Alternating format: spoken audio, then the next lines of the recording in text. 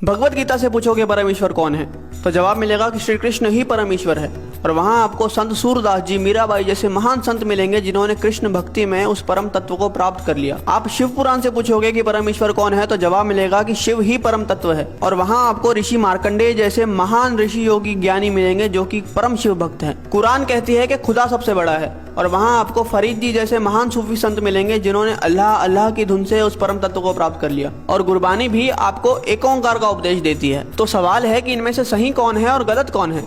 और जवाब है कि इनमें से सही तो सारे हैं, लेकिन गलत वो इंसान है जो इनमें से किसी एक पथ पे चलते हुए बाकियों का अनादर करता है, अपमान करता है। इसीलिए कबीर जी ने कहा था कि कबीरा कुआं एक है, यानी कि वो जो परमात्मा है वो एक विशाल कुएं की तरह है और पानी भरे अनेक, यानी कि हम और आप अलग अलग नामों से, अलग अलग स्वरूपों से उस भगवान को पुकारते हैं। लेकिन आगे कबीर जी कहते हैं कि भांडे ही में भेद है और पानी सब में एक। मतलब जो भांडा है यानी कि हम, भेद तो यहाँ पे है, क्योंकि आप इंसान को तो अलग कर सकते हो लेकिन भगवान को कभी बांटा नहीं जा सकता। अब प्याला चाहे सोने का हो या पीतल का, उसके अंदर जो पानी है वो तो अंत में प्यास ही बुझाएगा।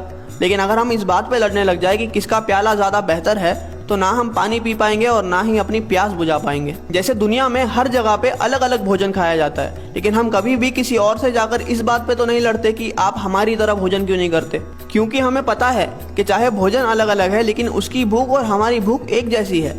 हो सकता है कि वो ब्रेड खाकर अपनी भूख मिटा रहा है और हम रोटी खाकर, लेकिन उसका असर जो हमारी बॉडी पे होगा वो एक जैसा ही होगा। इसलिए हमारी पेट की भूख तो मिट जाती है लेकिन हमारी परमार्थ की भूख कभी मिट ही नहीं पाती। हम लड़ने में इतने बिजी है कि हमें खाने की, यानी कि उस भक्ति को अनुभव करने की फुर्सत ही नहीं है। कबीरा कुआं एक है और पानी भरे अनेक, भांडे ही में भेद है, पानी सब में एक।